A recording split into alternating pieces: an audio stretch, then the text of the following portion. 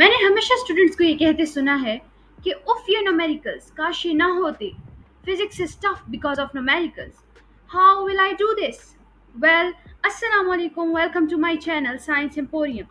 आज की इस वीडियो में मैं आपके साथ एक ऐसा सीक्रेट या टेक्निक शेयर करने वाली हूँ जिसके बाद you will never say problem solving is difficult. So let's dig इन.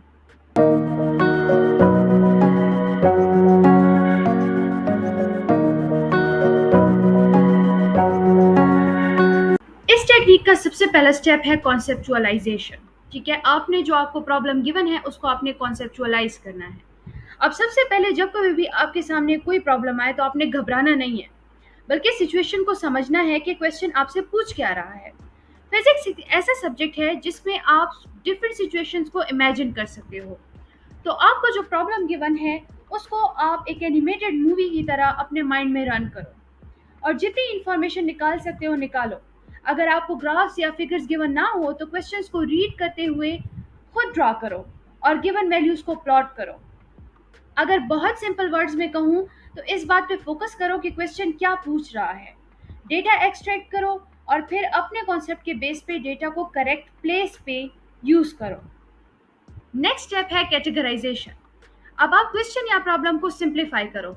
हम मोस्ट ऑफ द टाइम उन क्वांटिटीज पे फोकस करते हैं जो प्रॉब्लम स्टेटमेंट में एक्स्ट्रा होते हैं एज डिस्ट्रैक्शंस, और हम उन्हीं डिस्ट्रैक्शंस पे ज़्यादा फोकस करते हैं रादर देन कि यूजफुल डेटा पे फोकस करें, और हम इधर उधर हो जाते हैं और फिर हमसे न्यूमेरिकल सॉल्व नहीं हो रहा होता. जैसे फॉर एग्जांपल अगर क्वेश्चन मूविंग ऑब्जेक्ट से रिलेटेड हो तो आप फ्रिक्शनल फोर्सेस जैसे कि एयर रेजिस्टेंस है या फ्रिक्शनल फोर्सेस है बिटवीन स्लाइडिंग ऑब्जेक्ट, तो इसको आप इग्नोर कर सकते हो अगर अप्रोप्रिएट है. अगर आपसे नहीं कहा गया कि इसको यूज करें तो आप उसको इग्नोर कर दें. याद रखें कि हर प्रॉब्लम की सिचुएशन डिफरेंट होती है. कुछ सिंपल सब्स्टिट्यूशन प्रॉब्लम्स होते हैं, for example Newton second law से रिलेटेड कोई न्यूमेरिकल हो और आपको मास एंड एक्सेलरेशन गिवन हो एंड आपसे कहें कि फोर्स फाइंड करो, तो आप सिंपली आपको मास गिवन है, एक्सेलरेशन गिवन है, F is equal to M में सिर्फ पुटिंग करें एंड आपके पास फोर्स आ जाएगा.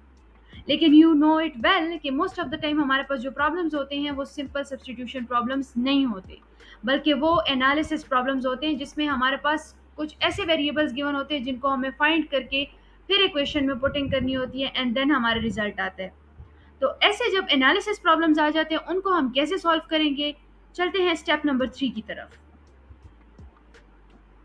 एनालिसिस प्रॉब्लम्स जैसे कि मैंने कहा सिंपल सब्स्टिट्यूशन प्रॉब्लम्स नहीं होते. इसमें आपको वैल्यूज गिवन होंगी लेकिन आपके फॉर्मूला में कुछ वेरिएबल्स ऐसे होंगे जो कि अननोन होंगे. जैसे कि अभी हमने न्यूटन सेकंड लॉ की एग्जांपल ली, तो एनालिसिस प्रॉब्लम में मे भी आपको मास गिवन हो, लेंथ और डिस्टेंस भी गिवन हो और टाइम भी गिवन हो, लेकिन आपको एक्सेलरेशन गिवन ना हो और आपसे कहें कि आप फोर्स फाइंड करें. तो अब जाहिर सी बात है पहले आपने एक्सेलरेशन फाइंड करनी है, उसके बाद आप जो है अपनी फोर्स फाइंड कर सकते हो. ठीक है, तो एनालिसिस प्रॉब्लम्स जो है वो आप इस तरह से फाइंड करते हो. अब ये इतने सिंपल नहीं होते जिस तरह मैंने आपको एक्सप्लेन किया है. जाहिर सी बात है आप इतने इजी न्यूमेरिकल्स जो है वो एनालिसिस में नहीं सॉल्व करते, बल्कि आपके लिए डिफिकल्ट प्रॉब्लम्स होते हैं. दैट्स व्हाई हम यूजुअली कहते हैं कि फिजिक्स बाकी बहुत अच्छी है लेकिन इसके न्यूमेरिकल्स अच्छे नहीं है. न्यूमेरिकल्स की वजह से फिजिक्स भी अच्छी नहीं है. तो ये एनालिसिस प्रॉब्लम्स ही होते हैं जो कि हमारे लिए कंफ्यूजिंग होते हैं. तो अब इस चीज़ पे हम वर्क करेंगे और एनालिसिस प्रॉब्लम्स जो है उनको ज़्यादा से ज़्यादा सॉल्व करेंगे ताकि हमारे लिए प्रॉब्लम सॉल्विंग ईजी हो जाए.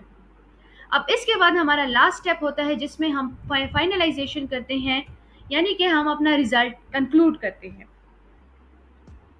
तो यहाँ आपने अपना कॉमन सेंस यूज़ करना है, अपना एक्सपीरियंस यूज़ करना है विद प्रॉब्लम सॉल्विंग. अगर हो तो just kidding, do practice, experience gain हो जाएगा.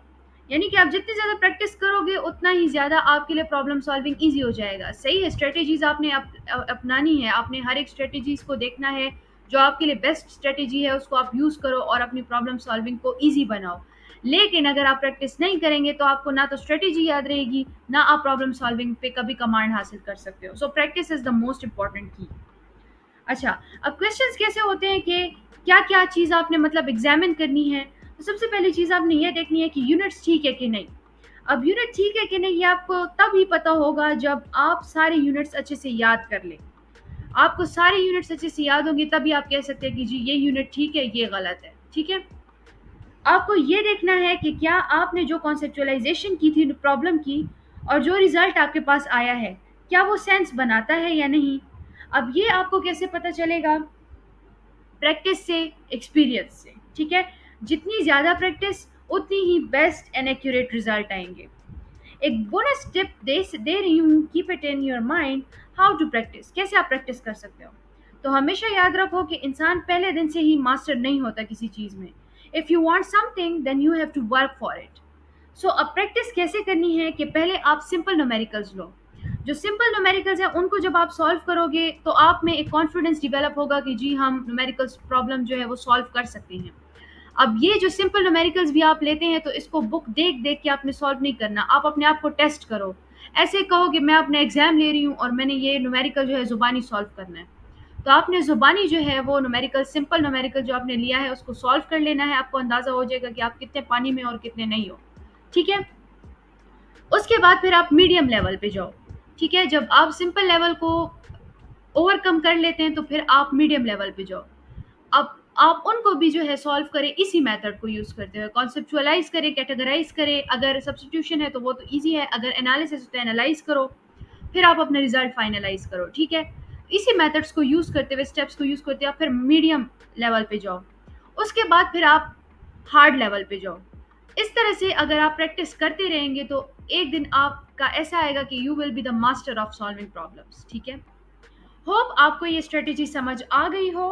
अब नेक्स्ट हम इसी स्ट्रेटेजी को यूज करते हुए न्यूमेरिकल सॉल्व करेंगे। If you have any question do ask in the comment section. Thanks for watching.